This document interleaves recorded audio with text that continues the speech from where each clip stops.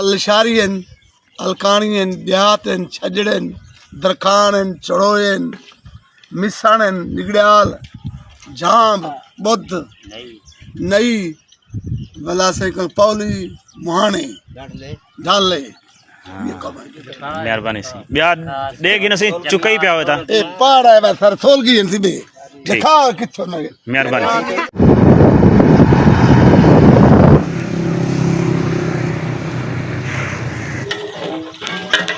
دامن شاہ دے کنڈے دے نام نالے مشہور ہے ٹھیک ماضی دے وچ ایتھا لوگاں دا ایک عقیدہ ہے کہ ہندے چھوٹے پٹ تے بالیں دے گلے چ پویندن تے انہاں دا بخار سولگی دی قوم دی وجہ کون ہوئے آباد تھی ٹھیک ہے پہلے سولگیا ٹھیک ہے کہ نال تھوڑا تھوڑا وسیا تھوڑا قوم رل جا ٹھیک ہے مقصد چھا بلکانی لشاری جتنی قوم وس جگن یہ علاوہ ہن وہ چنگا بلا شہر تھی لیکن پہلے سولگی قوم آباد تھی ہے اس سنگو ہی دنا ٹبی سولگی رکھے نے ہند بعد پیچھے باقی قوما سارے آندیاں گئے وہ چھوٹی جی قوم ہے اتنا وڈیا قوما ہوں پہ آئیں جی سب پہ وڈی آبادی کے لحاظ زیادہ ہیں دوجے نمبر تے لشاری ہیں تیجے نمبر تے الکانی باقی پیچھے مختلف بسم اللہ الرحمن الرحیم سریکی وسیب کی زرخیز دھرتی پر ضلع راجن پور کی تحصیل جامپور کے تاریخی شہر داجل کا ایک خوبصورت مضافاتی قصبہ ٹبی سولگی اپنی زرخیزی قدیم روایات اور مہمان نوازی کی وجہ سے ایک منفرد پہچان رکھتا ہے یہ قصبہ یونین کونسل واہ لشاری میں واقع ہے اور اپنی زرعی اہمیت کے باعث علاقہ پچاد کی نمایاں بستیوں میں شمار ہوتا ہے داجل سے ہڑند روڈ پر تقریباً 4 کلومیٹر سفر کے بعد جنوب کی جانب میران پور اور حاجی پور جانے والی سڑک نکلتی ہے اسی راستے پر تقریباً 11 کلومیٹر کے فاصلے پر کھلے میدانوں اور دیہاتی ماحول کے درمیان ٹبی سولگی اپنی سادگی کے ساتھ آنے والوں کا استقبال کرتا ہے جغرافیائی اعتبار سے اس کے مشرق میں نوشہرہ غربی اور داجل، مغرب میں جھوک مکول، چٹول، بمبلی اور دربار حضرت امیر حمزہ سلطان رحمۃ اللہ علیہ، جنوب میں میران پور اور حاجی پور، جبکہ شمال میں ٹبی سولگی کی نئی آبادی اور قصبہ حاجو واقع ہے۔ دوستو، ہر بستی کی ایک تاریخ ہوتی ہے اور ٹبی سولگی کی تاریخ بھی اپنے اندر ایک دلچسپ داستان سموئے ہوئے ہے۔ مشہور سریکی دانشور جناب جمشید احمد کمتر رسول پوری صاحب اپنی کتاب باندھی ٹردہ جل میں زبانی روایات کے حوالے سے لکھتے ہیں کہ تقریباً 250 سال قبل دریائے سندھ کے مشرقی علاقوں سے سولگی قوم کے افراد یہاں آ کر آباد ہوئے۔ روایت کے مطابق اس قافلے کے پہلے فرد یا محمد سولگی تھے۔ وقت گزرنے کے ساتھ یہ بستی آباد ہوتی گئی اور اپنے آباد کرنے والوں کے نام سے ٹبی سولگی کہلائی۔ آج ٹبی سولگی کی آبادی 16 سے 17 ہزار نفوس سے تجاوز کر چکی ہے۔ یہاں کی مادری زبان سریکی ہے جو اس دھرتی کی ثقافت، محبت اور تہذیب کی خوبصورت ترجمان ہے۔ اہل علاقہ کی اکثریت کا ذریعہ معاش کھیتی باڑی اور مال مویشی پالنا ہے، جبکہ بہت سے لوگ سرکاری ملازمتوں اور روزگار کے سلسلے میں ملک کے مختلف شہروں اور بیرون ملک خدمات سر انجام دے رہے ہیں۔ دوستو، قصبے کی بعض گلیوں میں آج بھی چند گھر ایسے دکھائی دیتے ہیں جو وقت کے ساتھ کھنڈرات کا منظر پیش کرتے ہیں۔ یہ ویرانی محرومی نہیں بلکہ جید و جہد کی ایک داستان ہے۔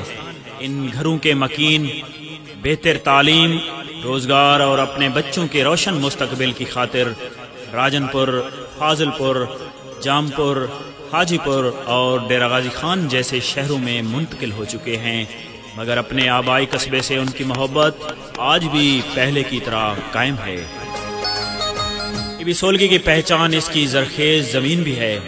صدیوں سے یہاں کی مٹی نے اپنے لوگوں کو رزق دیا ہے۔ ایک وقت تھا جب اس پورے علاقے کی زراعت کا انحصار رود کوئی پر تھا۔ وہ سلیمان سے آنے والے قدرتی سیلابی ریلے وہاں لشاری، وہاں الکانی اور وہاں لکی گنڈھا کے ذریعے کھیتوں تک پہنچتے اور یہی پانی اس دھرتی کو سرسبز و شاداب بناتا تھا۔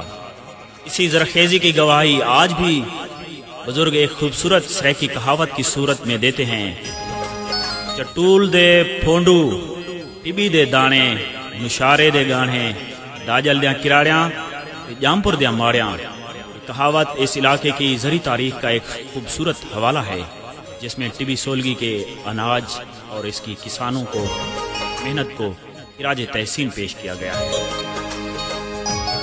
دوستو، وقت کے ساتھ زراعت کے انداز بھی بدلے۔ آج سولر سسٹم اور بورنگ کی بدولت آبپاشی کے جدید ذرائع میسر ہیں، جس کی وجہ سے رودکوئی پر پہلے جیسا انحصار نہیں رہا۔ اب یہاں گندم اور کپاس بھی بڑے پیمانے پر کاشت کی جاتی ہے۔ تاہم زمین سے محبت اور محنت کی روایت آج بھی اسی طرح زندہ ہے جیسے صدیوں پہلے تھی۔ دوستو، ٹبی سولگی مختلف برادریوں کے باہمی اتحاد، رواداری اور بھائی چارے کی بھی ایک خوبصورت مثال ہے۔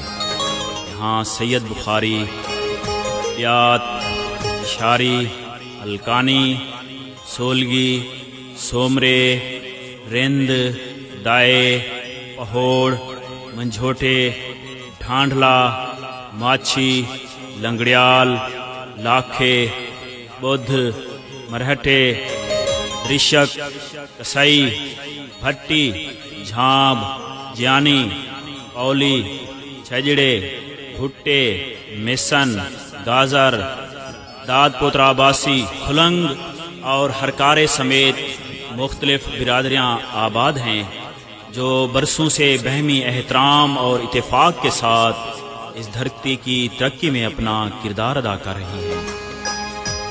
دوستو، ٹبی سولگی میں طلباء و طالبات کے لیے پرائمری اور ہائی سکول موجود ہیں، جبکہ دفتر یونین کونسل، پنجاب ہائی وے پیٹرولنگ پولیس کی چیک پوسٹ، متعدد جامع مساجد، مدارس، عیدگاہیں اور جنازہ گاہیں بھی اہل علاقہ کی سماجی اور مذہبی ضروریات پوری کر رہی ہیں۔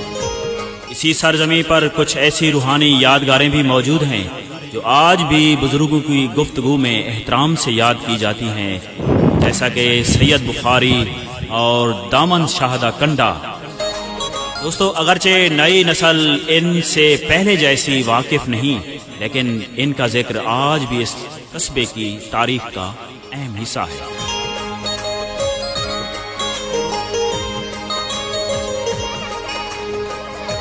دوستو، ٹبی سولگی نے صرف زراعت اور محنت کش لوگوں کو ہی جنم نہیں دیا، بلکہ علم، ادب اور کھیل کے میدان میں بھی اپنی ایک منفرد پہچان قائم کی ہے۔ سریکی وسیب کی ادبی روایات میں اس قصبے کا نام ہمیشہ احترام سے لیا جاتا ہے۔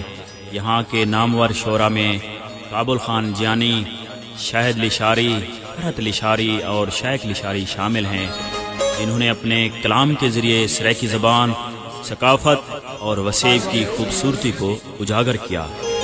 اور اسی طرح فن پہلوانی میں بھی ٹبی سولگی کسی تعارف کا محتاج نہیں۔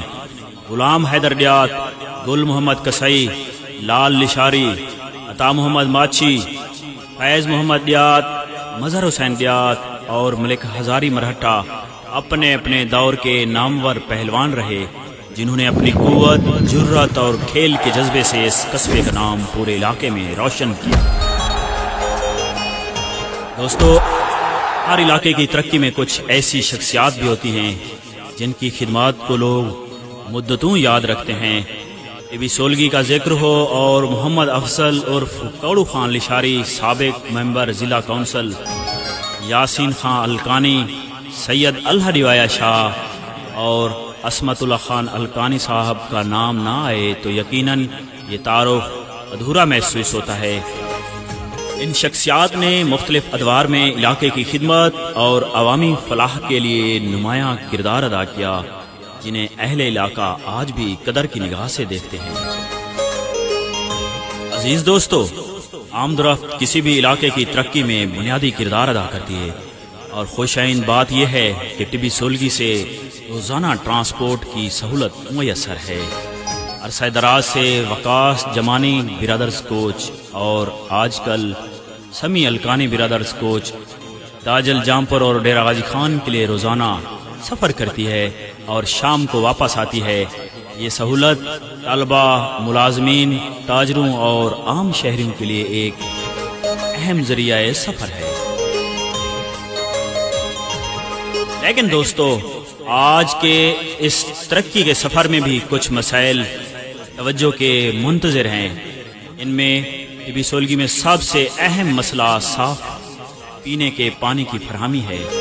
اہل علاقہ کی درینہ خواہش ہے کہ فلٹریشن پلانٹ کو دوبارہ فعال کیا جائے تاکہ لوگوں کو صاف پانی میسر آ سکے۔ اسی طرح صحت کی سہولیات کے حوالے سے ڈسپنسری کا قیام بھی یہاں کی فوری ضرورت ہے۔ اگست 2022 میں آنے والے شدید سیلاب کے دوران میراں پور روڈ جانے والی سڑک سیلابی ریلے میں بہہ گئی تھی۔ افسوس کہ کئی سال گزرنے کے باوجود یہ سڑک بحال نہیں ہو سکی۔ یہ رابطہ سڑک طبی سولگی، میراں پور، حاجی پور اور گرد و نواح کے ہزاروں افراد کے لیے نہایت اہم ہے۔ امید ہے کہ متعلقہ ادارے اس عوامی ضرورت کو ترجیح دیتے ہوئے جلد از جلد اس سڑک کی تعمیر مکمل کریں گے تاکہ اہل علاقہ کو آمد و رفت میں درپیش مشکلات سے نجات مل سکے۔ عزیز دوستو، طبی سولگی کی اس ڈاکومنٹری کی تیاری کے دوران میرے معزز میزبان برادر مدثر حیات صاحب اور برادر اظہر حسین بیات صاحب نے جس محبت، خلوص اور تعاون کا مظاہرہ کیا، میں دل کی گہرائیوں سے ان کا شکر گزار ہوں۔ اور اگر ہماری یہ کاوش آپ کو پسند آئی ہے تو اس ویڈیو کو شیئر کیجئے، اور ہماری یہ ویڈیو کیسی لگی اپنی رائے کا اظہار کمنٹ میں ضرور کیجئے۔ میں ہوں افضل شاہین۔ سریکی وسیب کی تاریخ، ثقافت اور قدرتی حسن کو آپ تک پہنچانے کا یہ سفر انشاءاللہ اسی جذبے کے ساتھ جاری رہے گا۔ اپنی مٹی سے محبت کیجئے۔ پاکستان زندہ باد۔ اپنی دعاؤں میں یاد رکھیے گا۔ اللہ حافظ۔